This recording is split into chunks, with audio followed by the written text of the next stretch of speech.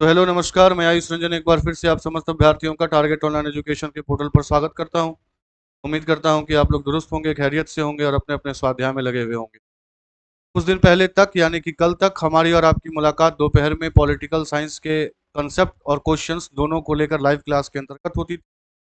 लेकिन पाया यह गया कि लगातार क्लास में संलग्न होने के कारण एक तरीके से मोनोटोनस अवस्था में आप लोग पहुंच रहे थे। तो उसी दौर में कोशिश यह की गई कि अब जो पॉलिटिकल साइंस के कंसेप्ट्स हैं क्वेश्चन के मार्फत से वो आपके साथ रिकॉर्डेड अवस्था में शेयर किए जाएंगे। तो उन्हीं को लेकर आपके समक्ष आज उपस्थित हुआ हूँ। अगर आपको याद हो तो पिछले कंसेप्ट क्लासेस में हमने बहुत चीज़ों के ऊपर बात की, चाहे संविधान सभा का गठन हो, चाहे प्रस्तावना की बात हो, चाहे संविधान के विभिन्न स्रोतों की बात हो। तो आज उसी दो दौर को क्वेश्चन के मार्फत से आगे बढ़ाते हुए हम क्या करेंगे, तो अपने स्टडी की शुरुआत करेंगे। ठीक है जी, तो चलिए आज के स्टडी की शुरुआत करते हैं। देखते हैं सवाल क्या है ना, और इसको कितने गहनता के साथ समझा जा सकता है और इसका उत्तर दिया जा सकता है। ठीक है जी, पहला क्वेश्चन कह रहा है कि भारतीय संविधान को कितने भागों में विभाजित किया गया। अब कायदे से देखा जाए तो यह एक तरीके से मूलभूत प्रश्न है, बेसिक क्वेश्चन है।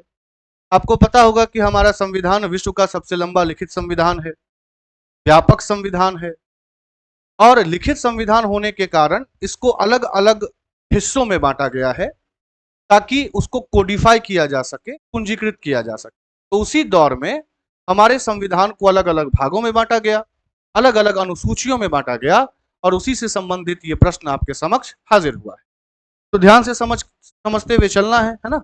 एक बार अगर आप समझ लिए तो किसी भी प्रकार की कोई दिक्कत फिर आगे भी आपको नहीं होगी। देखिए, मैं पूरे तरीके से आपको समझाने की कोशिश करता हूं, फिर हम वापस से क्वेश्चन पे आ जाएंगे। जब संविधान बनकर तैयार हुआ था, है ना, जब उसके बनकर तैयार होने की स्थिति थी, तो मूलभूत संविधान में 22 भाग थे, है ना। ये मैं मूलभूत संविधान की बात कर रहा हूं। मूलभूत संविधान मतलब आप इसको कह सकते हैं ओरिजिनल कॉन्स्टिट्यूशन। तो ओरिजिनल कॉन्स्टिट्यूशन की स्थिति यह थी कि उसमें 395 अनुच्छेद थे, यानी कि 395 आर्टिकल, है ना। इसको कुल 22 भागों में बांटा गया था, जिसको 22 पार्ट्स कहते हैं, 22 पार्ट्स या 22 भाग। और मूलभूत संविधान में 8 अनुसूचियों की स्थिति थी, जिसको 8 स्केड्यूल्स या अनुसूची कहते हैं। क्लियर है। लेकिन जैसा कि आपको ज्ञात होगा कि भारतीय संविधान जो है वो डायनेमिक संविधान है। डायनेमिक संविधान कहने का क्या मतलब, समय के साथ साथ इसमें संशोधन होते चले गए, और जब संशोधन होते चले गए तो कालांतर में कुछ और भाग जुड़े, कुछ और अनुसूचियां जुड़ी, और इन भाग के जुड़ने के कारण कुछ और अनुच्छेद जुड़ते चले गए। यानी कि अगर आप वर्तमान में स्थिति देखने की कोशिश करें तो वर्तमान की स्थिति यह है कि हमारे पास 22 से अधिक यानी कि 25 भाग,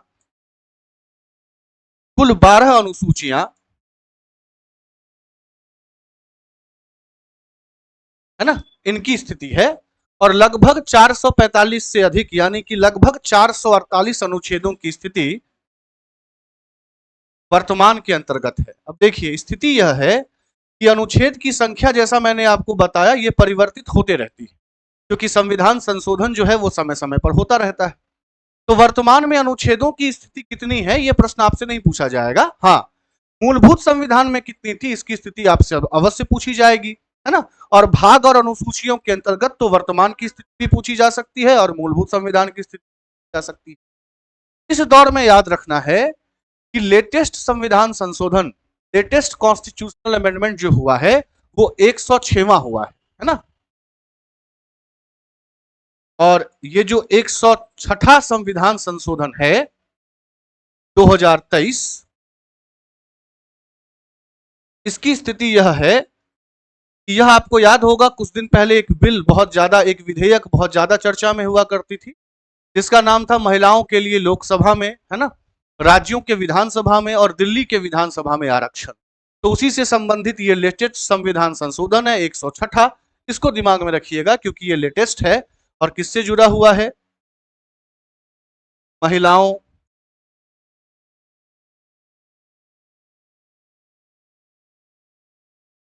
महिलाओं के आरक्षण से संबंधित है ये, है ना।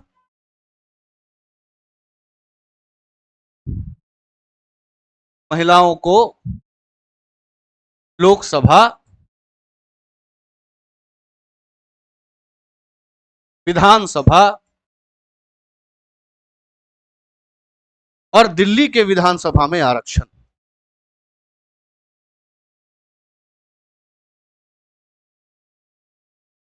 ठीक है जी, इसको क्या करना है तो दिमाग में रखना है। क्लियर है। अब जैसा कि हमारे पास अभी 25 भाग हैं, तो 25 भाग में अलग अलग चीजों की बात की गई है। आपसे सीधे तौर पे पूछा जाता है कि संविधान के किस भाग में लोक सेवा आयोग से संबंधित प्रावधान है, किस भाग में चुनाव आयोग से संबंधित प्रावधान है, किस भाग में आपातकालीन से संबंधित प्रावधान है ना। तो एक बार हम क्या करते हैं, इन 25 भाग की स्थिति जो वर्तमान में है इस पर एक बार नजर डाल देते हैं, ताकि हमें किसी भी प्रकार से कोई दिक्कत आगे आने वाले प्रश्नों में ना हो। ठीक है जी, चलिए।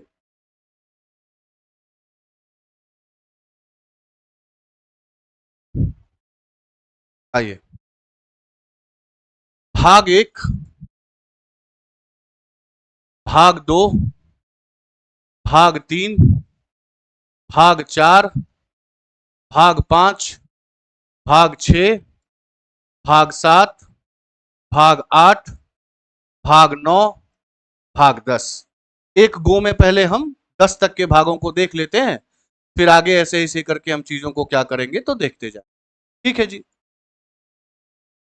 सबसे पहले भाग एक। भाग एक जिस चीज की बात करता है उसको कहते हैं भारत और भारत का क्षेत्र, यानी कि संघ, भारतीय संघ और भारतीय संघ के क्षेत्रों के बारे, यानी कि भारत, संघ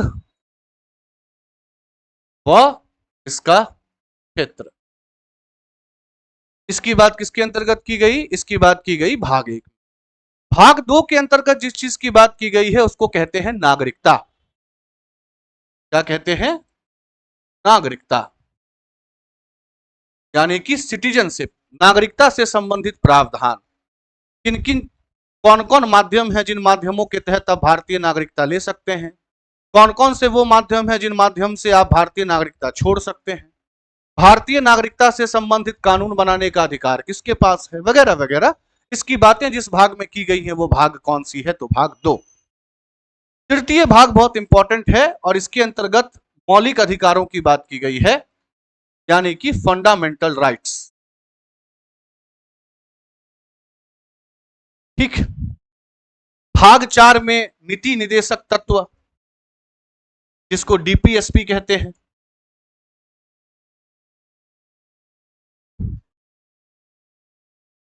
इसकी बात की गई है। भाग पांच पूरा का पूरा केंद्र सरकार, या आप यूं कह सकते हैं कि संघ सरकार से संबंधित है, तो केंद्र सरकार।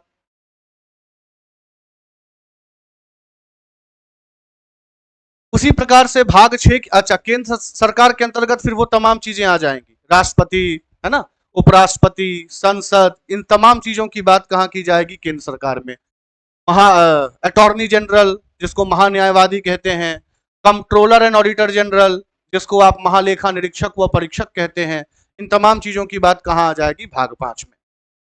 जिस प्रकार भाग पांच केंद्र सरकार से संबंधित है उसी प्रकार भाग छह राज्य सरकार से संबंधित है। ठीक, तो एक हो गया केंद्र सरकार, एक हो गया राज्य सरकार।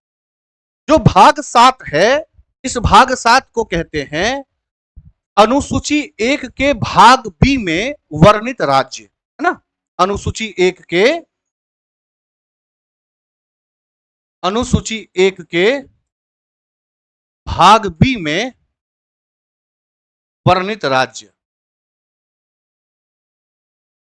याद रखना है एक बात, भाग सात मूलभूत संविधान का भाग था, लेकिन वर्तमान में भाग सात को क्या किया गया है तो हटा दिया गया है ना।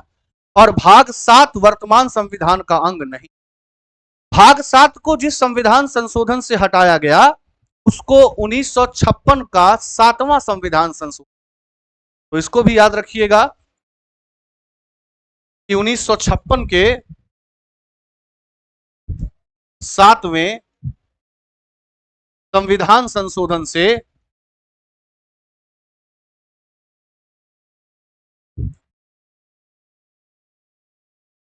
हटाया गया, यानी कि वर्तमान में यह भाग संविधान का भाग नहीं है। ठीक है। भाग एक आठवां जिसकी बात करता है उसको कहते हैं केंद्र शासित प्रदेश, यूनियन टेरिटरीज, केंद्र शासित प्रदेश। ठीक है, यूनियन टेरिटरीज। भाग 9 जिसकी बात करता है उसको कहते हैं पंचायत से संबंधित प्रावधान, पंचायत से संबंधित। पहले मैं मूलभूत संविधान की स्थिति बता देता हूं, फिर बाद में कौन कौन जोड़ा गया उसकी भी समीक्षा कर ली जाए। क्लियर है। भाग 10, भाग 10 जिसकी बात करता है उसको कहते हैं अनुसूचित क्षेत्र या आदिवासी क्षेत्र और उनसे संबंधित प्रशासन।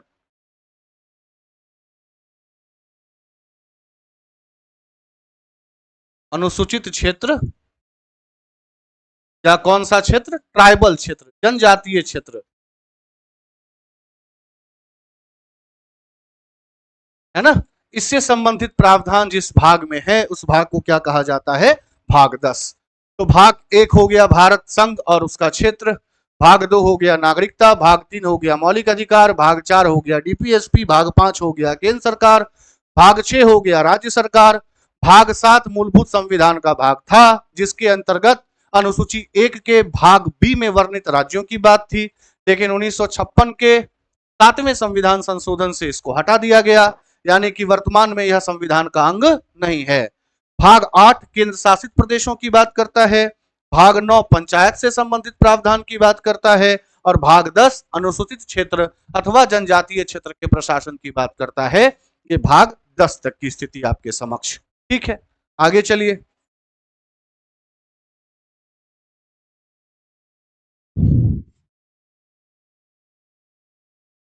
भाग 11, भाग 12, भाग 13, भाग 14, भाग 15, भाग 16, भाग 17, भाग 18, भाग 19। ठीक है जी। भाग 11 जिन चीजों की बात करता है उसको कहते हैं केंद्र और राज्यों के बीच संबंध। अब ये केंद्र और राज्यों के बीच संबंध प्रशासनिक संबंध भी है ना, वित्तीय संबंध भी है। तो केंद्र और राज्यों के बीच के संबंध की बात की जानकारी कहां से मिलती है? भाग 11 से। केंद्र व राज्य का संबंध या राज्यों का संबंध।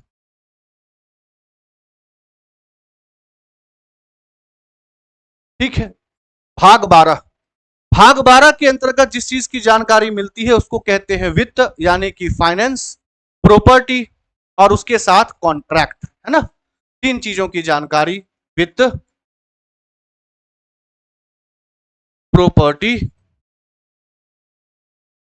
और कॉन्ट्रैक्ट। ठीक है जी।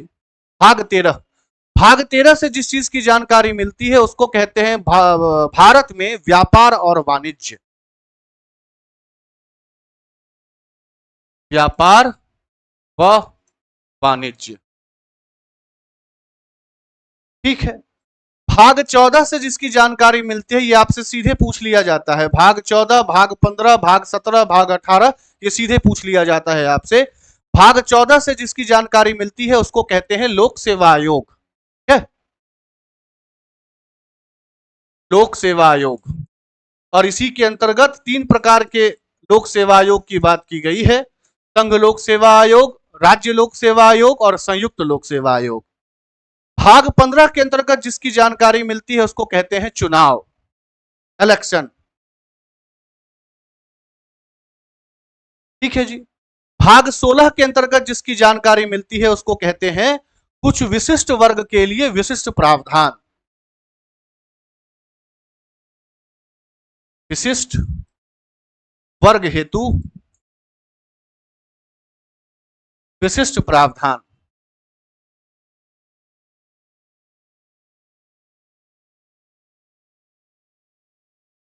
ठीक है। भाग 17, भाग 17 से जिसकी जानकारी मिलती है उसको कहते हैं औपचारिक भाषा या संविधान की औपचारिक भाषा।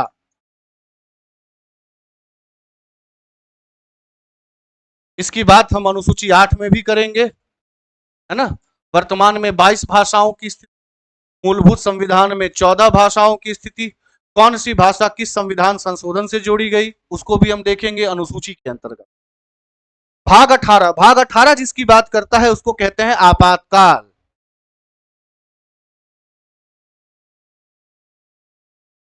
है ना। राष्ट्रीय आपात, संवैधानिक आपात या राष्ट्रपति शासन और वित्तीय आपात, ठीक है। इन तीनों चीजों की बात जो है वो की जाती है के अंतर्गत, तो भाग 18 के अंतर्गत, ठीक है जी। और भाग 19 के अंतर्गत जिस चीज की बात की जाती है उसका नाम दे दिया गया मिसलेनियस। मिसलेनियस का मतलब अलग अलग प्रावधानों से संबंधित चीजें।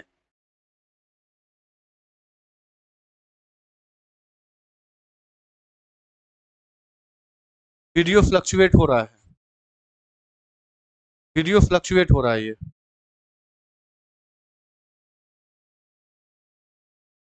चलिए, ये कहां तक की बात हो गई, भाग 19 तक की बात हो गई, ठीक है जी। चलिए आगे बढ़ते हैं।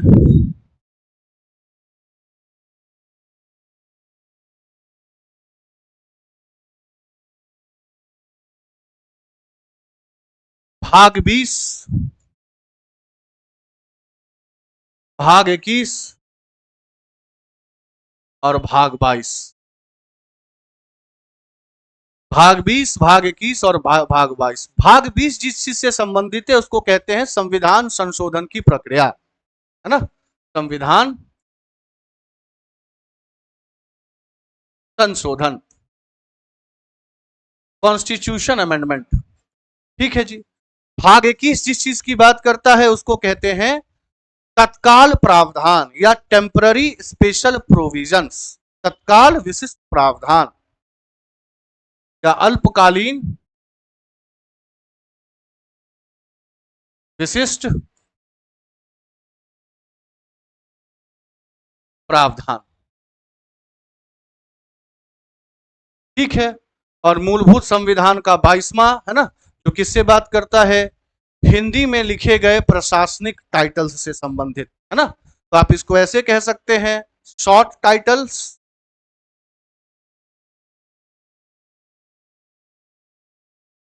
या फिर हिंदी में लिखित आधिकारिक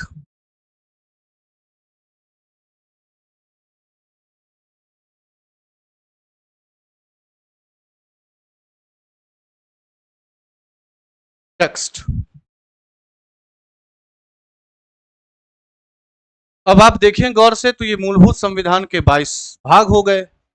अगर आप गौर करें तो मैंने कहा था कि वर्तमान में संविधान के 25 भाग हैं। थोड़ी देर पहले आपको मैंने बताया था कि जो 7वां भाग है, 7वें भाग को वर्तमान में हटा दिया गया, यानी कि इन 22 की अगर आप स्थिति देखें तो 22 में से कितने भाग बच गए, 21, क्योंकि 7वां तो हट गया। तो कुल मिलाकर 4 भागों को हमें और देखना पड़ेगा, तभी 21 और 4 कितना होगा, 25। तो वो 4 भागें और कौन कौन सी है, क्लियर है। देखिए, एक भाग को कहते हैं भाग 9(1), भाग 9(1। ये मूलभूत संविधान का हिस्सा नहीं था, इसको बाद में जोड़ा गया। ये जिस चीज से संबंधित है उसको कहते हैं नगर पालिका, म्युनिसिपैलिटीज, ठीक है जी, नगर पालिका। तो 22 में से एक कम हो गया था 21, वापस से कितना हो गया, 22। अब चूंकि ये बाद में जोड़ा गया तो किसी ना किसी संविधान संशोधन से जोड़ा गया होगा, है ना। इसको जिस संविधान संशोधन से जोड़ा गया वो था 74वां संविधान संशोधन, है ना, 74th कॉन्स्टिट्यूशन अमेंडमेंट, 74वें संविधान संशोधन से,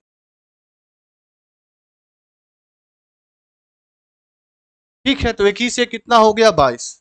फिर आया भाग 9 अनुभाग 2,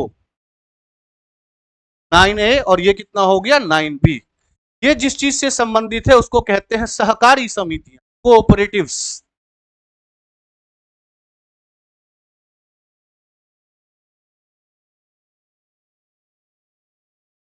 इसको जिस संविधान संशोधन से जोड़ा गया वो था 2011 का 97वां संविधान संशोधन, है ना, 97वां संविधान संशोधन 2011। ठीक है, तो 22 में से एक कम हो गया था, 21 वापस हो गया 22, ये हो गया 23। अगला संविधान जो भाग जोड़ा गया उसको कहते हैं भाग 14A, है ना, जिस भाग 14A के अंतर्गत ट्रिब्यूनल्स की बात की गई। भाग 14A, ठीक है, इसके अंतर्गत किसकी बात की गई, ट्रिब्यूनल्स की, है ना, विशेष न्यायालय के तौर पे ये ट्रिब्यूनल्स जाने जाते हैं, है ना। इसको जिस संविधान संशोधन से जोड़ा गया वो कौन सा संविधान संशोधन था, तो 42वां संविधान संशोधन, है ना, जिसको आप मिनी कॉन्स्टिट्यूशन भी कहते हैं, तो 42वें संविधान संशोधन जोड़ा गया। और अंतोगत्वा एक चीज आपको पता ही होगी कि संविधान में एक अलग भाग जोड़ा गया था जिसको भाग 4A कहते हैं, है ना। भाग 4A किससे संबंधित था, तो मौलिक दायित्वों से, जिसको फंडामेंटल ड्यूटीज कहते हैं, ठीक है। तो अंतोगत्वा क्या हो गया, भाग 4A से संबंधित मौलिक कर्तव्य, है ना, किससे जोड़ा गया, वापस से 42वें संविधान संशोधन से, किसके परामर्श पर, स्वर्ण सिंह समिति के परामर्श। तो कुल में 22 भाग थे जिसमें से 7वां हटा दिया गया 7वें संविधान संशोधन से, फिर बाकी जोड़े गए। जैसे 42वें संविधान संशोधन से एक तरीके से मौलिक कर्तव्य जोड़ा गया, 14A जोड़ा गया ट्रिब्यूनल से संबंधित, 9A जोड़ा गया नगर पालिका से संबंधित 74वें संविधान संशोधन से, और 9 भी जोड़ा गया सरकार सहकारी समितियों से संबंधित 97वें संविधान संशोधन से। तो कुल मिलाकर वर्तमान में जो स्थिति बनी वो कितनों की स्थिति बनी, 25 भागों की स्थिति है वो यहाँ पे बनी। क्लियर है। अब अगर आपके समक्ष ये चीजें क्लियर हैं तो किसी प्रकार से कोई दिक्कत प्रश्नों में नहीं होनी चाहिए। तो आइए एक बार प्रश्नों के समक्ष चलते हैं। क्या था पहला प्रश्न, संविधान को कितने भागों में विभाजित किया गया है। ये आपको याद रखना है, ये मूलभूत संविधान नहीं वर्तमान संविधान के संदर्भ में पूछा जा रहा है। सवाल ऐसे पूछा जाना चाहिए था, या तो ऐसे पूछ लेता कि मूलभूत संविधान को कितने भागों में बांटा गया है, तो उत्तर 22 हो जाता। हम अभी इसको वर्तमान संविधान मानकर चल रहे हैं, तो वर्तमान संविधान के हिसाब से उत्तर क्या हो जाएगा, 25 भाग, है ना। मूलभूत संविधान अगर लिखा गया होता तो उत्तर कितना हो जाता, 22 भाग। ठीक है जी, चलिए नेक्स्ट।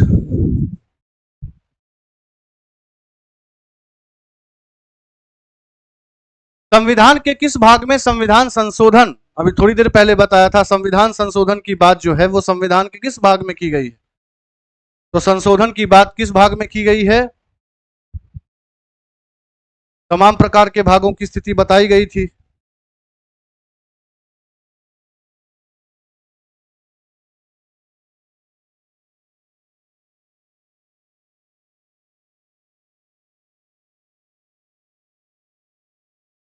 चलिए आइए, संविधान संशोधन की बात किसमें की गई है, भाग 3, भाग 4, भाग 20 या भाग 21। भाग 3 में तो मौलिक अधिकार हो गए, भाग 4 में हो गए राज्य के नीति निर्देशक तत्व, भाग 21 के अंतर्गत हमने आपको बताया थोड़ी देर पहले कि स्पेशल प्रोविजन, है ना, विशिष्ट प्रावधान, जो कि तात्कालिक विशिष्ट प्रावधान था। तो संविधान संशोधन की बात जिस अनुच्छेद में की गई है वो कौन सा अनुच्छेद है, सॉरी कौन सा भाग है, भाग 20। और इसके लिए कौन सा अनुच्छेद जिम्मेदार है, अनुच्छेद 368। क्लियर है। संविधान के किस भाग में पंचायती राज व्यवस्था से संबंधित प्रावधान दिए गए, अभी थोड़ी देर पहले हमने आपको बताया था, है ना। पंचायती राज व्यवस्था से संबंधित प्रावधान जो है वो किस में दिए गए हैं, भाग 9, भाग 6, भाग 3, भाग 4A। अब देखिए जो पंचायती से संबंधित प्रावधानों की बात की गई है मूल रूप से वो तो भाग 9 के अंतर्गत की गई, ठीक है, यानी कि भाग 9 जो है उसका सही जवाब होना चाहिए था। क्लियर है? और इसी के अंतर्गत आपको मैंने बताया था कि भाग 9 मूलभूत संविधान का भाग था और बाद में भाग 9A जोड़ा गया, भाग 9B जोड़ा गया। भाग 9A जिससे संबंधित है वो है नगर पालिका, है ना, जिस प्रावधान को 74वें संविधान संशोधन से जोड़ा गया, और भाग 9B जिससे संबंधित है उसको कहते हैं सहकारी समिति, जिसको 97वें संविधान संशोधन 2011 से जोड़ा गया। यहां पर क्वेश्चन पंचायती राज व्यवस्था से संबंधित था, तो उत्तर क्या हो जाएगा? भाग 9। ठीक है जी,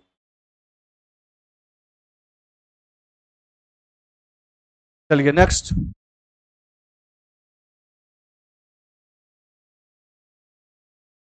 देखिए आ गया अल्पकालीन।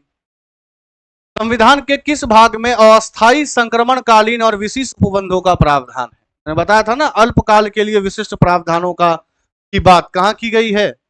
वो कौन सा अनुभाग है, वो कौन सा भाग है? भाग 21 है, भाग 21 है ना।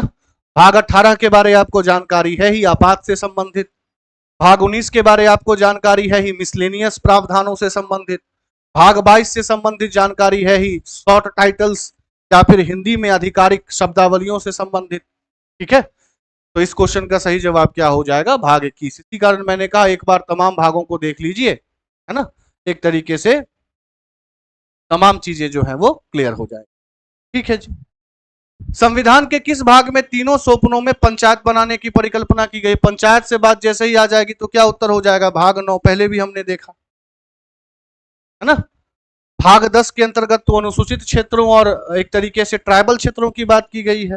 भाग 11 के अंतर्गत जो है वो संघ और राज्यों के बीच संबंध की बात की गई है, और भाग 12 के अंतर्गत जो है वो फाइनेंस, प्रॉपर्टी और कॉन्ट्रैक्ट की बात की गई है। तो इसका सही जवाब वापस से क्या हो गया? Option number A. ठीक है जी, चलिए नेक्स्ट।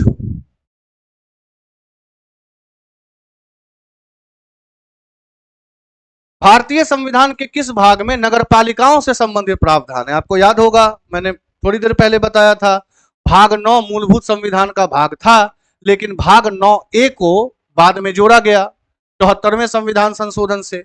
और ये जो भाग 9A है यही किसकी बात करता है? तो नगर पालिकाओं की बात करता है। ठीक है, किस संविधान संशोधन से जोड़ा गया ये भाग?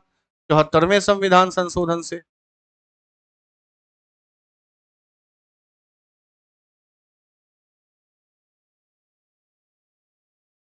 ठीक है, भाग 6 राज्य सरकार की बात। भाग 7 आपको पता होगा मूलभूत संविधान का भाग था पर इसको हटा दिया गया है। किससे बात करता था ये? अनुसूची 1 के भाग ब में वर्णित राज्यों के बारे, इसको हटा दिया गया है ना। और भाग 8 जो है वो केंद्र शासित प्रदेशों की बात करता है। तो इसका सही जवाब क्या हो जाएगा? Option number D. संविधान के किस भाग में नीति निदेशक तत्वों की बात की गई है? नीति निदेशक तत्व है ना, directive principle of state policy, जिसमें समाजवादी तत्व, गांधीवादी तत्व, इन चीजों की बात की गई है, जिसके अंतर्गत महिलाओं के लिए श्रमिकों के अधिकारों की बात की गई है ना, यूनिफॉर्म सिविल कोड की बात की गई है, पर्यावरण के रक्षा की बात की गई है, मादक पदार्थों के निषेध की बात की गई है, अलग अलग अनुच्छेदों के अंतर्गत। तो डीपीएसपी के तमाम अनुच्छेदों को एक बार हम और विशिष्ट तरीके से देखेंगे। अभी के लिए जो है इसका जवाब क्या हो जाएगा? चतुर्थ भाग, है ना। तृतीय भाग किससे संबंधित है? मौलिक अधिकारों से। द्वितीय भाग किससे संबंधित है? नागरिकता से, है ना। और नवम भाग किससे संबंधित है? वापस से पंचायतों से। इसका सही जवाब क्या हो जाएगा? Option number B. चलिए आगे चलते हैं।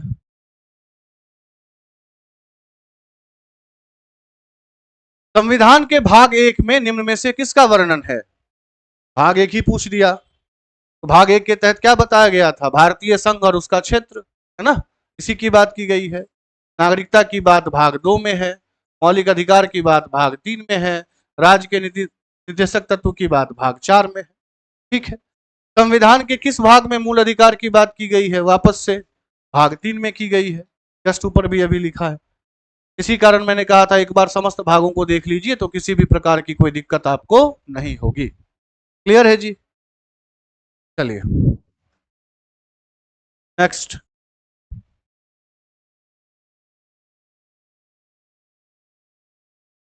भारतीय नागरिकों के मूल कर्तव्यों का विवरण संविधान के किस भाग में है? मूल कर्तव्य आपको पता होगा, मूल कर्तव्य की स्थिति मूलभूत संविधान में नहीं थी, इसको 42वें संविधान संशोधन से जोड़ा गया था 1976। इसको जोड़ने के लिए संविधान में 3 जगहों पर संशोधन किया गया था, है ना। एक तो मौलिक अधिकारों की सूची में, क्लियर है, सॉरी कौन से भाग को लाया गया था? तो भाग 4A को लाया गया था। किसके परामर्श पे लाया गया था? तो स्वर्ण सिंह समिति।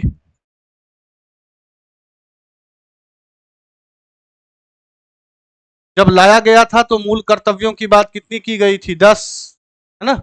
लेकिन बाद में फिर शिक्षा से संबंधित चीजों को 86वें संविधान संशोधन 2002 से लाकर, है ना, कुल मिलाकर कर्तव्यों की संख्या कितनी बना दी गई? 11।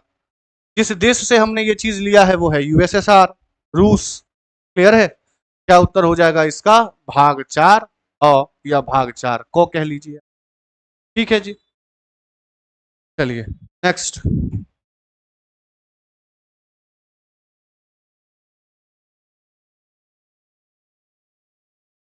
वर्तमान में भारतीय संविधान में कुल कितनी अनुसूचियां हैं? कब की बात कर रहा है? वर्तमान में, है ना। तो वर्तमान में कितने की बात की गई थी? कितने अनुसूची हो गए हैं? 12।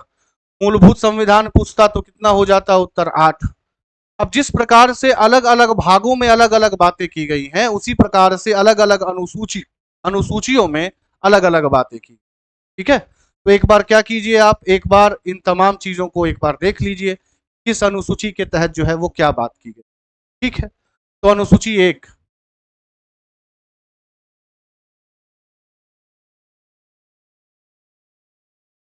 अनुसूची 1 में जिस चीज की बात की गई है फिर से वही, है ना, name and territorial extent of states and UTs, यानी कि भारत के राज्यों और केंद्र शासित प्रदेशों के नाम और उनके क्षेत्र या उनकी सीमाएं है।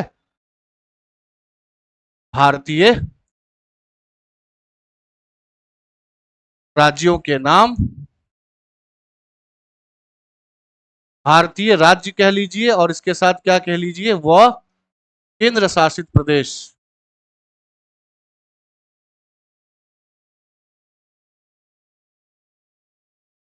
ठीक है जी, तो भारतीय राज्य व केंद्र शासित प्रदेश के नाम व उनके क्षेत्र।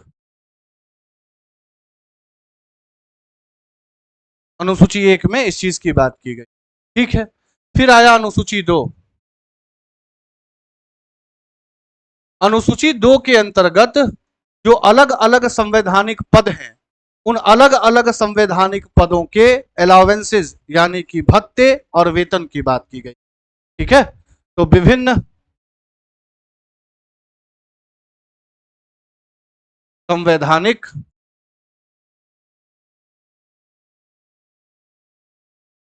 पदों के वेतन व भत्ते। ठीक है, मतलब इनकी सैलरी कहां से ली जाएगी, कितनी होगी, वगैरह वगैरह। किसकी किसकी? तो सबसे पहले तो महामहिम राष्ट्रपति,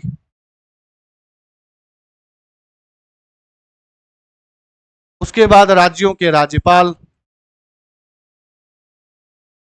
उसके बाद महालेखा निरीक्षक,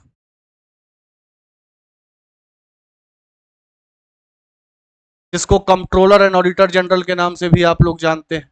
ठीक है, उसके बाद फिर क्या? सुप्रीम कोर्ट, है ना, सुप्रीम कोर्ट और हाई कोर्ट के न्यायाधीश।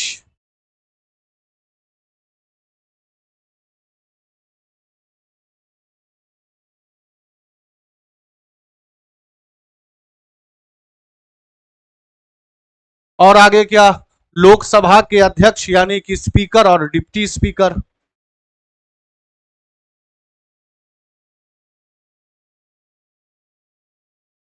लोकसभा के अध्यक्ष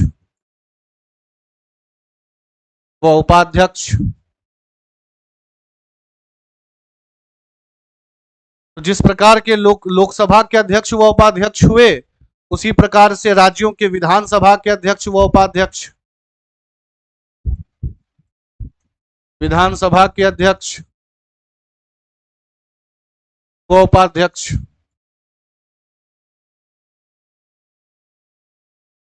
राज्यसभा के सभापति, उपसभापति,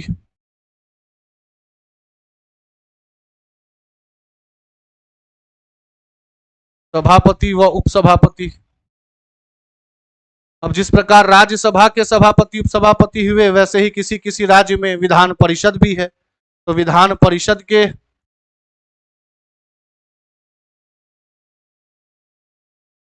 सभापति व उपसभापति।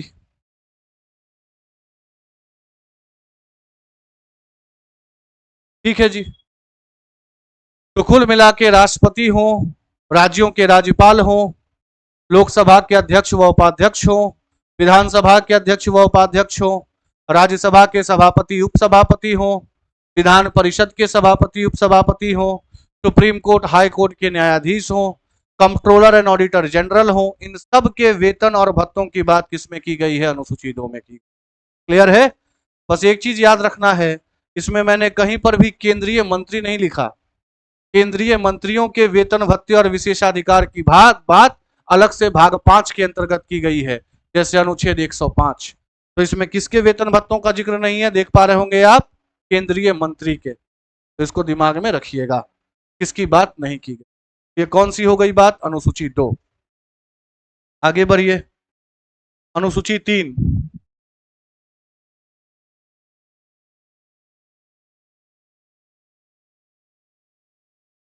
जिस प्रकार अनुसूची 2 में अलग अलग संवैधानिक पदों के वेतन भत्तों की बात की गई है, अनुसूची 3 में विभिन्न संवैधानिक पदों के ओथ यानी कि शपथ प्रणाली की बात की गई है। कौन किसके सम्मुख शपथ लेगा इत्यादि, है ना? तो संवैधानिक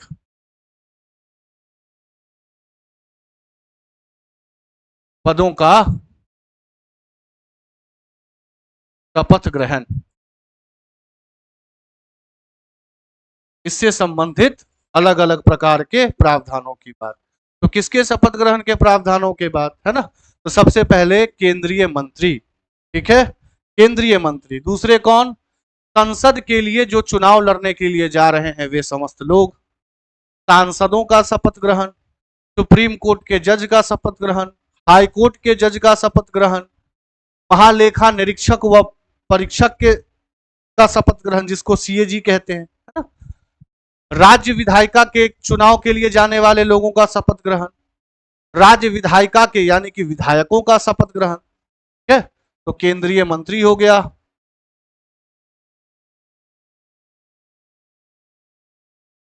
संसदीय चुनाव में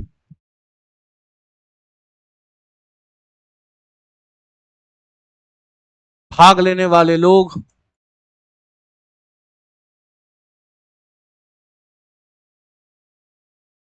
सांसद, सुप्रीम कोर्ट व हाई कोर्ट के न्यायाधीश,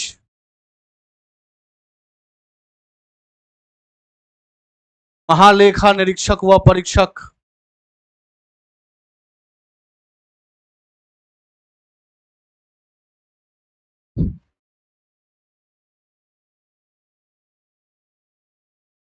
ठीक है जी।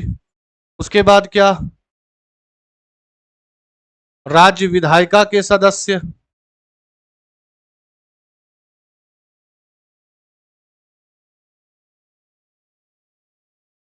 इन सब के ओथ की बात कहां की गई है? भाग 3।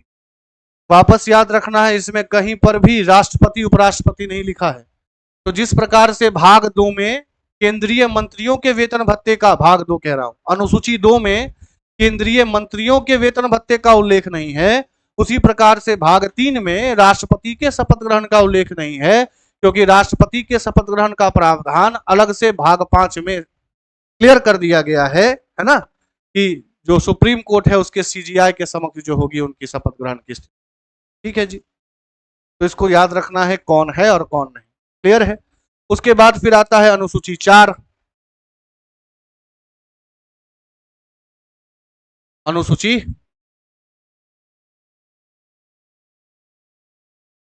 4 इसके अंतर्गत राज्यसभा में जो सीटों का आवंटन होता है, राज्यसभा में जो सीटें दी जाती हैं राज्य और केंद्र शासित प्रदेश से, वो कैसे दी जाती है उसकी बात की गई है। यानी कि राज्यसभा में राज्यों और केंद्र शासित प्रदेशों से सीट का आवंटन, या सिंपल याद रखिएगा, राज्यसभा में सीटों का आवंटन।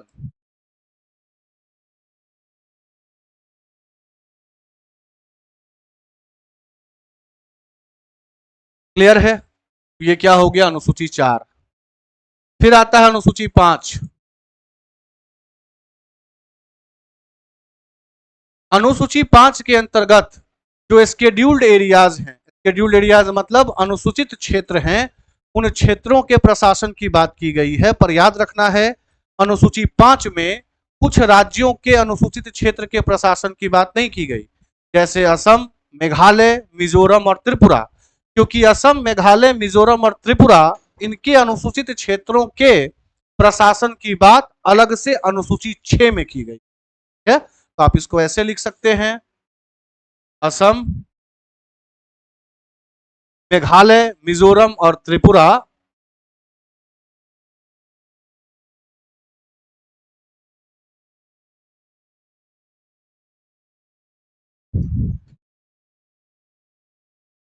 को छोड़कर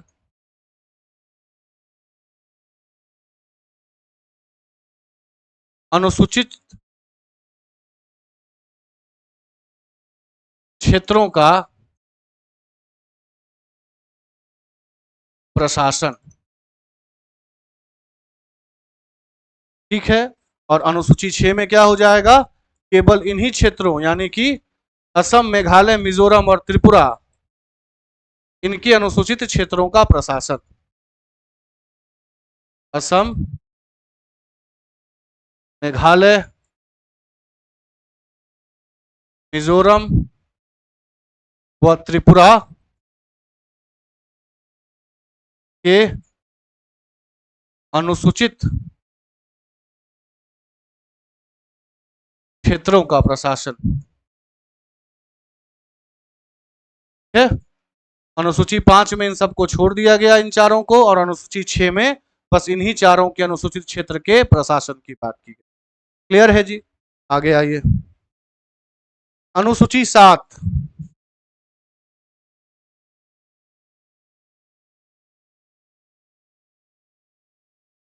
क्लियर है? अनुसूची 7 में शक्ति के विभाजन की बात की गई है, और शक्ति के विभाजन का मतलब इसी अनुसूची में 3 प्रकार के अनुसूचियों की बात की गई, या 3 प्रकार के सूचियों की बात की गई, संघ सूची, राज्य सूची, समावर्ती सूची, है ना। तो केंद्र व राज्य के शक्ति का विभाजन,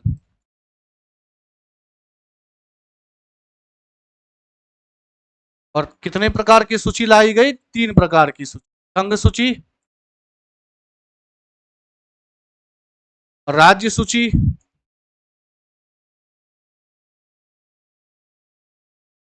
और समावर्ती सूची,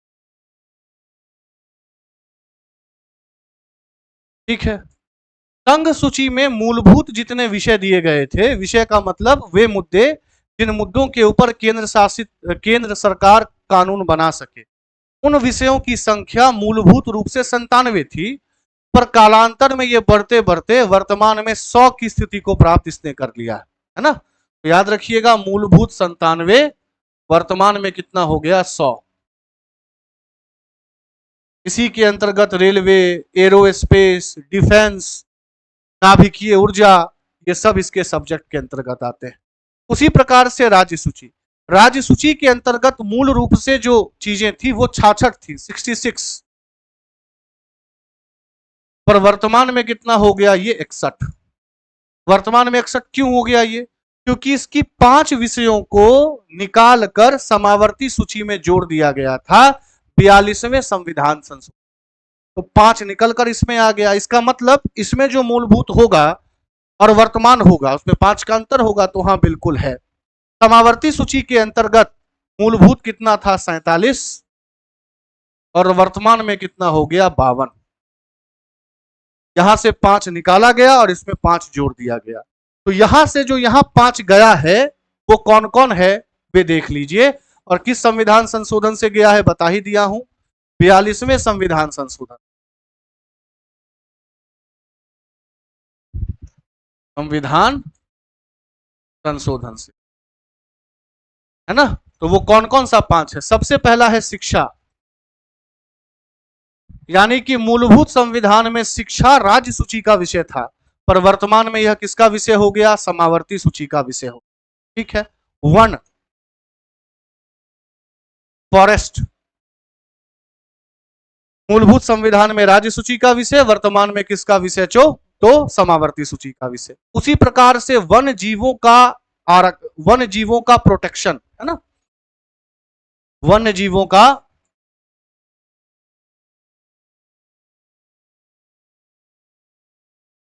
संरक्षण, नाप और तौल,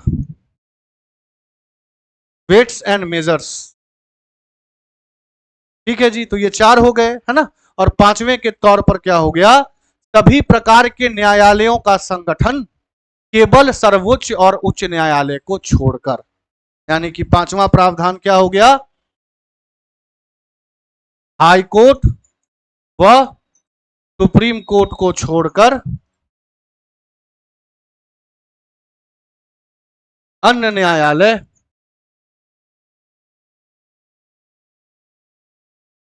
का संगठन।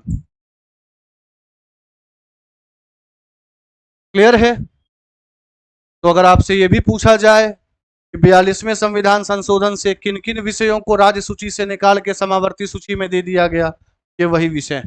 शिक्षा, वन, वन जीवों का संरक्षण, नाप और तौल, और सुप्रीम कोर्ट और हाई कोर्ट के न्यायालय को छोड़कर आदि न्यायालयों का संगठन। और वर्तमान में तमाम सूचियों के अंतर्गत विषय की स्थिति भी आपके साथ चर्चा मैंने कर ली। ये कौन सा था? अनुसूची 7। ठीक है, नेक्स्ट आइए, अनुसूची 8।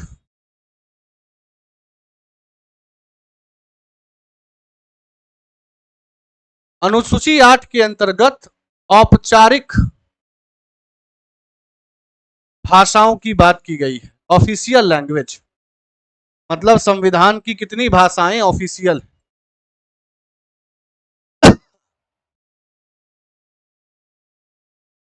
याद रखना है, मूलभूत संविधान में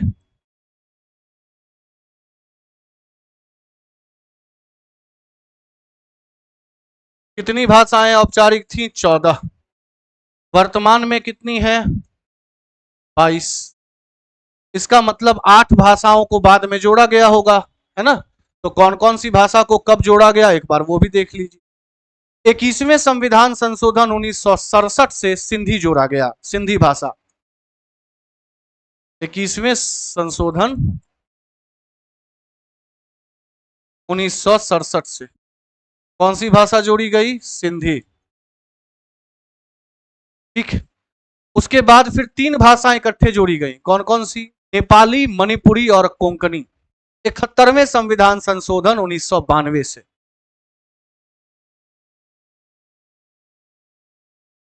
नेपाली, मणिपुरी और कोंकणी। और अंतोगत्वा 4 भाषाएं को और जोड़ा गया, मैथिली, डोगरी, बोडो और संथाली, है ना। 52वें संविधान संशोधन 2003।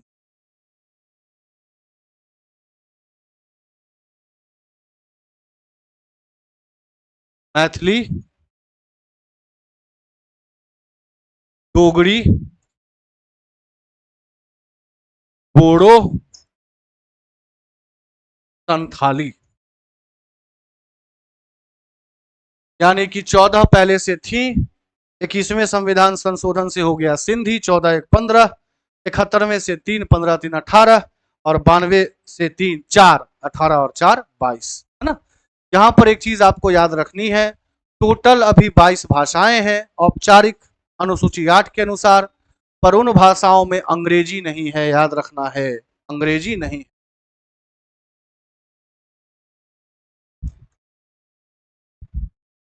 22 भाषा में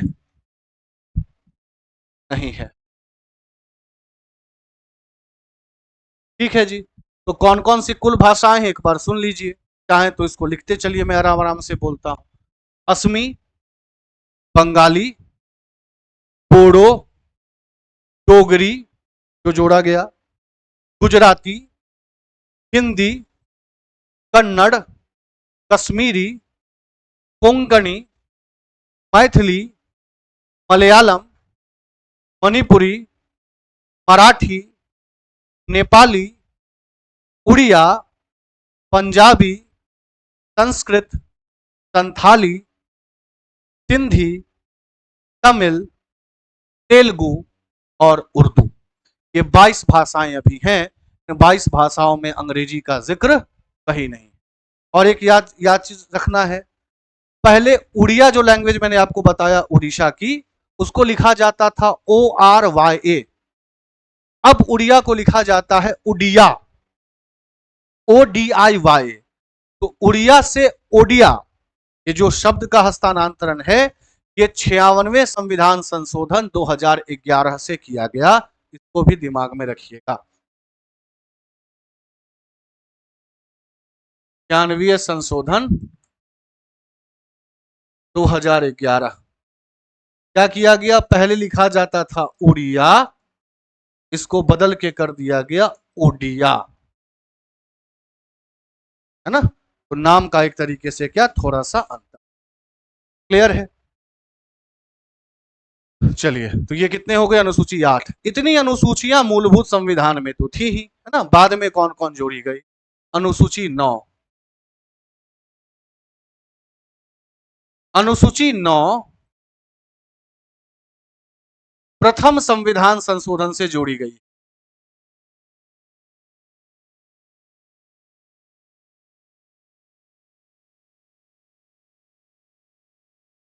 ठीक है, क्यों जोड़ी गई, इसी कारण जो, अच्छा, प्रथम संविधान संशोधन की बात अगर चली रही है, तो प्रथम संविधान संशोधन कब हुआ था, 1951।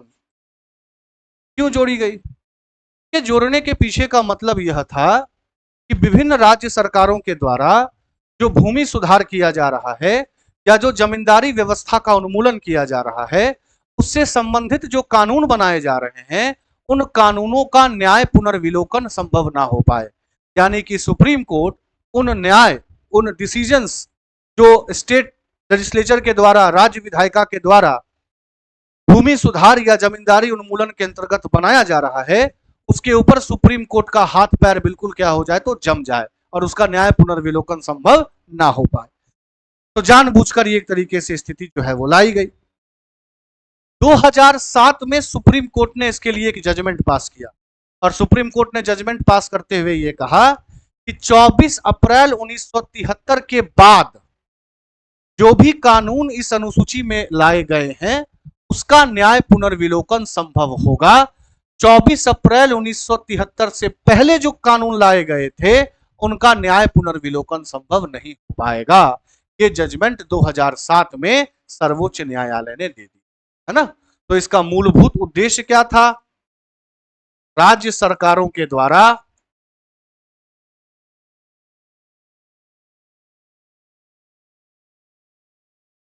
भूमि सुधार व जमींदारी उन्मूलन से संबंधित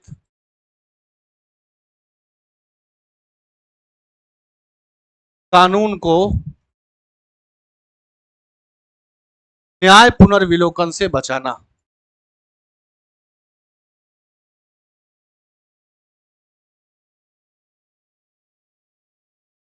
न्याय पुनर्विलोकन मतलब क्या, कि सुप्रीम कोर्ट उसकी वैधता की जांच ना कर सके, ऐसी स्थिति लाना। पर जैसा मैंने आपको बताया, वर्तमान में स्थिति क्या है, तो 2007 में याद रखिएगा, सुप्रीम कोर्ट ने जजमेंट दिया और क्या कहा, 24 अप्रैल 1973 के बाद, है ना,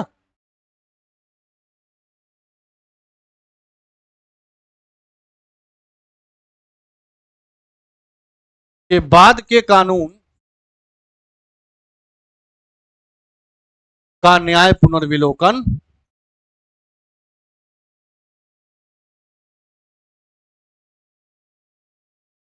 संभव है। मतलब 1973 से पहले के कानूनों का न्याय पुनर्विलोकन जो है वो संभव नहीं। क्लियर है? ये क्या था? ये अनुसूची नंबर 9 थी। ठीक है, चलिए अगला चलिए, अनुसूची 10।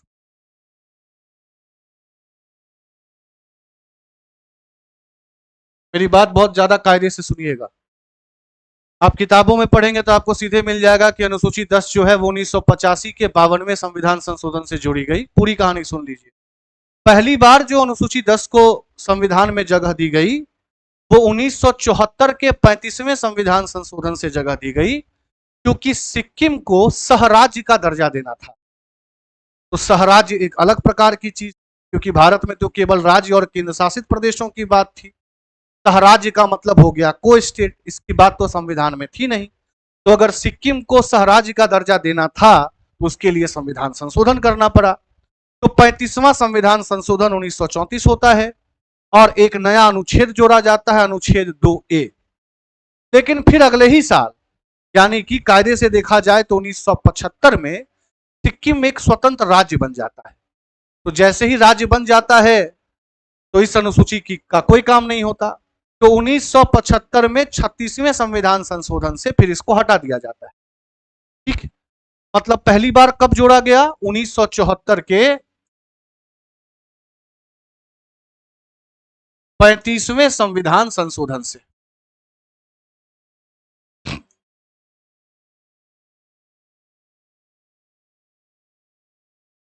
हटाया कब गया? तो 19, अच्छा क्यों क्यों जोड़ा गया था? कारण क्या था?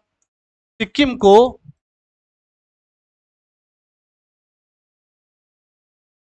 सहराज्य का दर्जा देना था, और ऐसी बात तो संविधान में कहीं थी ही नहीं।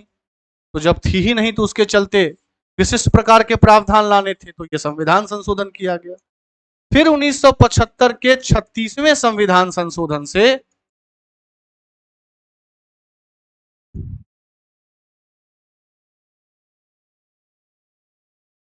हटाया गया। क्यों हटाया गया? क्योंकि 1975 में सिक्किम एक पूरा राज्य बन गया। तो ऐसे भी याद रखिएगा, सिक्किम पूरा राज्य किस वर्ष बना है? तो 75 में। अब 75 से लेकर 85 तक हमारे अनुसूची की संख्या वापस से बस 9 ही थी, क्योंकि 75 में तो हटा दिया गया। 1985 में इसे वापस जोड़ा गया, और 1985 में जो जोड़ा गया उसका मुद्दा यह था कि पॉलिटिकल पार्टीज के द्वारा जो दल बदल कर दिया जाता था, एक पार्टी से दूसरी पार्टी, दूसरी से तीसरी, इसको रोकने के लिए। और वर्तमान में यही प्रावधान अनुसूची 10 में है। यानी कि वापस से कब जोड़ा गया? 1985 के 52वें संविधान संशोधन,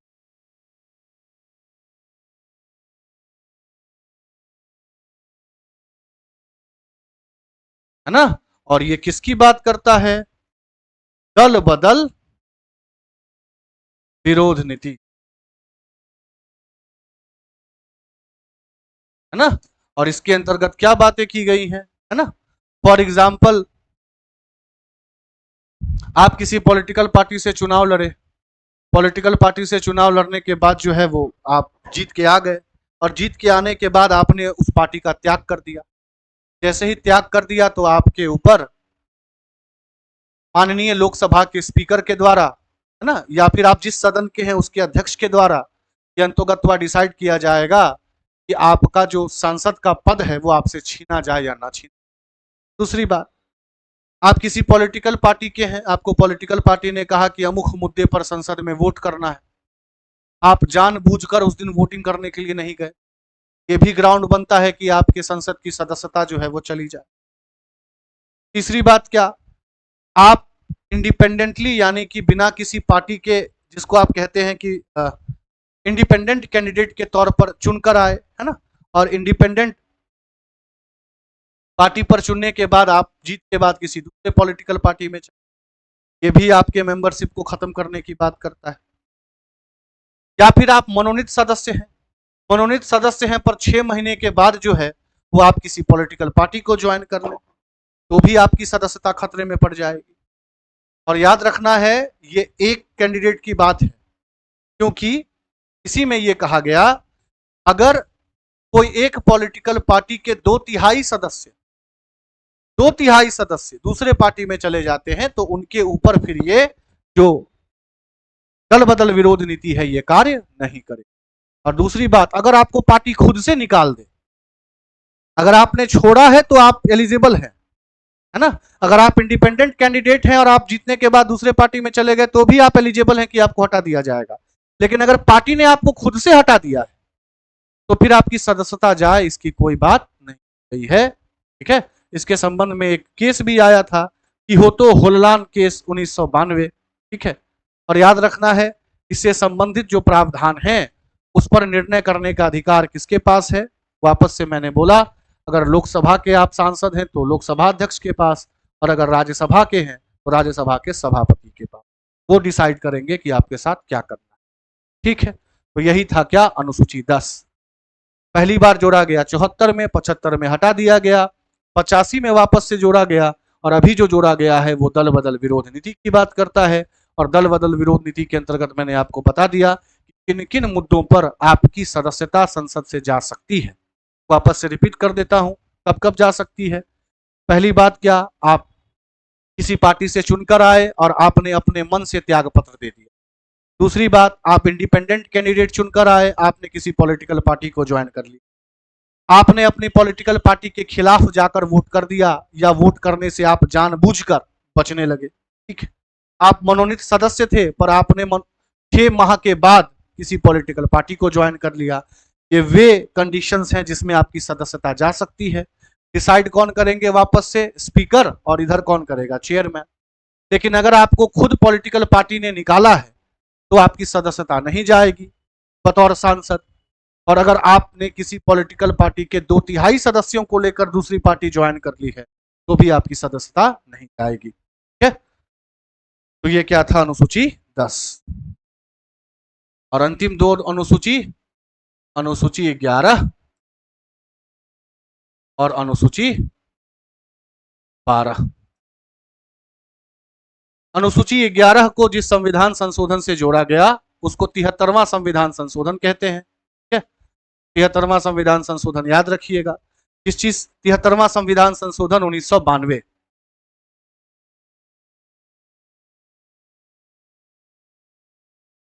12 को जिससे जोड़ा गया वो 74वां संविधान संशोधन था 1992 का।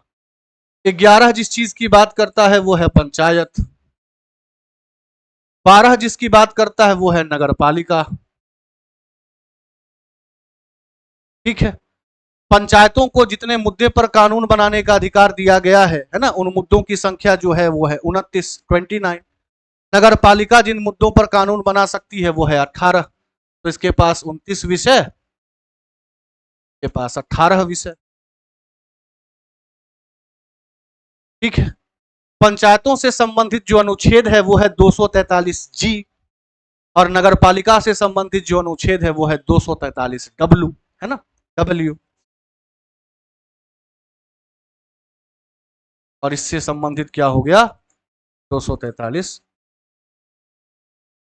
क्लियर है। तो एक को 73वें संविधान संशोधन से पंचायत से संबंधित अनुच्छेद संख्या 243 जी, टोटल विषयों की संख्या 29। दूसरा नगर पालिका 74वां संविधान संशोधन, टोटल 18 विषयों पर कानून बनाने की अधिकारिता, है ना, नगर पालिका से संबंधित, और अनुच्छेद संख्या 243 डब्ल्यू की बात करती है। और इस प्रकार से ये जो तमाम चीजें हैं वो किसकी बात करता है, हमारे 12 अनुसूचियों की। ठीक है, अब जब स्थिति आपकी ऐसी बन गई है तो अब आंसर देने में किसी प्रकार की कोई दिक्कत नहीं होगी। वर्तमान में भारतीय संविधान में कुल कितनी अनुसूचियां हैं, प्रारंभ में 18 थी, वर्तमान में कितना हो गया, 12। इसका सही जवाब क्या होगा, ऑप्शन नंबर। अगले क्वेश्चन पे चलते हैं।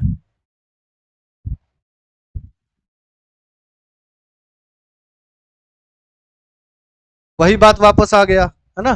संविधान सभा के द्वारा प्रस्तुत प्रारूप संविधान में कितनी अनुसूचियां थी बताया हूं, है ना। मूलभूत अनुसूचियां कितनी थी, 18 थी, वर्तमान में कितनी हो गई हैं, तो 12 हो गई। ठीक, संविधान सभा द्वारा अंतिम रूप से पारित संविधान में कुल कितनी अनुसूचियां थी? वापस से वही क्वेश्चन, ठीक है जी। और वर्तमान पूछ ले तो वर्तमान में क्या आंसर होगा? तो 12, ठीक है। चलिए अगले प्रश्न की तरफ चलते हैं। वापस से वही क्वेश्चन, मूल संविधान में कितनी अनुसूचियां थी वगैरह वगैरह।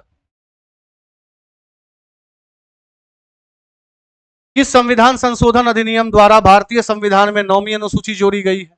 9वीं याद होगा आपको, प्रथम संविधान संशोधन, है ना, 1951।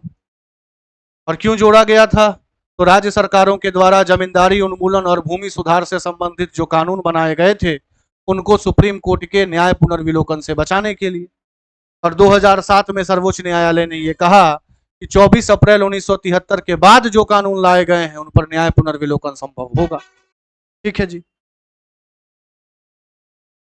नेक्स्ट आइए, 52वें संविधान संशोधन द्वारा 1985 याद होगा आपको, 10वीं अनुसूची की बात की जा रही है ना। पहली बार तो 74 में जोड़ा गया, फिर 75 में हटा दिया गया, वापस से 85 में जोड़ा गया। 1985 में कौन सी अनुसूची? 10वीं अनुसूची। और वर्तमान में यह जिसकी बात करता है वो क्या है? दल बदल विरोध नीति, है ना, जिसके चलते कुछ शर्तें रखी गई हैं, जिस शर्तों के आधार पर आपकी संसदीय सदस्यता जा सकती है।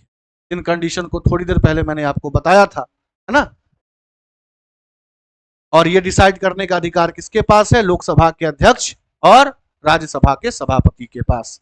कौन कौन से वो कंडीशन थे? तो आप चुनकर आते हैं किसी पॉलिटिकल पार्टी से, पर स्वेच्छा से अपना त्याग दे देते हैं, या आप नॉमिनेटेड मेंबर थे, मनोनीत थे, पर 6 महीना के बाद आपने पॉलिटिकल पार्टी ज्वाइन कर ली, आपने अपनी पॉलिटिकल पार्टी के खिलाफ जाकर वोट कर दिया, या वोट करने से आप बच गए, आप इंडिपेंडेंटली चुनकर आए थे पर आपने किसी पॉलिटिकल पार्टी को ज्वाइन कर लिया। ये चारों कंडीशन ऐसे हैं जिससे आपके संसद की सदस्यता जा सकती। तो कैसे नहीं जाएगी? आप किसी दूसरे पार्टी में जा रहे हैं तो अपने साथ 2/3 सांसद को लेके चले जाइए, या फिर आप ऐसी स्थिति बना दीजिए कि पॉलिटिकल पार्टी आपको खुद निकाल दे। तो खुद निकाल देगी तो आपकी उस पार्टी की सदस्यता तो चली जाएगी, संसद की सदस्यता आपकी बच जाएगी, इससे संबंधित ये प्रावधान। 73वां संविधान संशोधन थोड़ी देर पहले बताया था, पंचायत से संबंधित 29 मुद्दे। 73वां संविधान संशोधन, है ना, कौन सी अनुसूची? 11वीं अनुसूची। 74 से कौन सी अनुसूची? 12वीं अनुसूची, ठीक है जी। 74वें संविधान संशोधन अधिनियम द्वारा 74वां आ गया, वापस से किसकी बात? नगर पालिका की बात, ठीक है जी।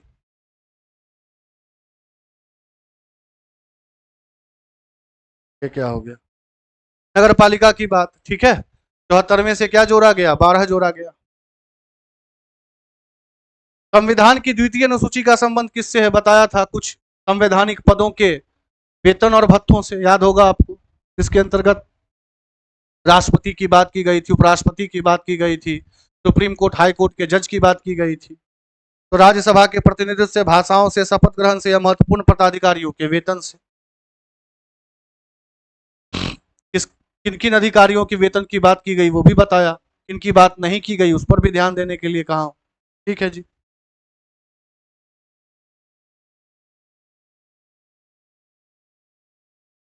भारत संघ में शामिल राज्यों और संघ शासित क्षेत्रों का उल्लेख भारत के किस अनुसूची में? तो आपको याद होगा, भारत का पहला अनुसूची ही क्या कहता है? भारत के राज्यों और केंद्र शासित प्रदेशों का नाम और उनके क्षेत्र की बात, प्रथम अनुसूची हो गया, ठीक है जी।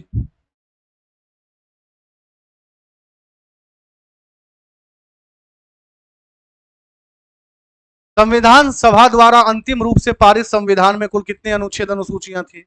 याद होगा आपको, मूलभूत संविधान में कितने अनुच्छेद थे? 395। अनुसूचियां कितनी थी? 8। वर्तमान में अनुसूचियां 12, भाग 25 हो गए, और अनुच्छेदों की संख्या तो बढ़ती ही जा रही, 448 के आसपास है। वर्तमान समय में भारतीय संविधान की गणना वर्तमान की स्थिति से पूछा जा रहा है ना। 448, 12 अनुसूचियां, हालांकि और भी बढ़ते ही जाएगा इसमें, क्योंकि संविधान में संविधान संशोधन जो है वो लगातार चलते रहता है। लेटेस्ट संविधान संशोधन बता रखा हूं, किससे संबंधित है? तो महिलाओं के आरक्षण से ना। 106वां संविधान संशोधन पढ़ने के बाद सॉल्व करेंगे तो किसी प्रकार की कोई दिक्कत नहीं होगी।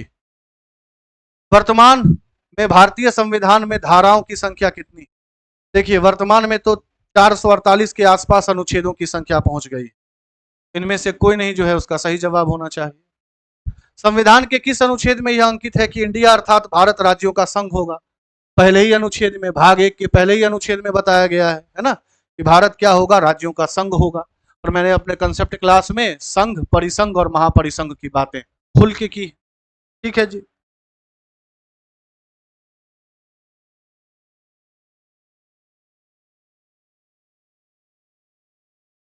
संविधान के अनुच्छेद में भारत को क्या कहा गया? अभी तुरंत बताया कि भारत क्या होगा? राज्यों का संघ होगा। और भारत की सीमा वही है जो भारत के राज्यों, केंद्र शासित प्रदेशों और अधिकृत क्षेत्रों की सीमा होगी। ये अनुच्छेद 1 के अंतर्गत बात की गई। ठीक है, ये थे भारतीय संविधान से संबंधित 25 प्रश्न जो आपके साथ साझा किए गए, डिस्कस किए गए। एक बार डिस्कशन को वापस से देख लीजिएगा, है ना। वीडियो को पॉज करके जो पॉइंटर्स लगे उसको वापस से लिख लीजिएगा। मैंने इत्मीनान से बोला है, अगर आप सुन कर भी लिखना चाहें तो एक बार ज़रूर लिख लीजिएगा। मिलते हैं अगले सत्र में, तब तक अपना ख्याल रखिए। बहुत बहुत धन्यवाद।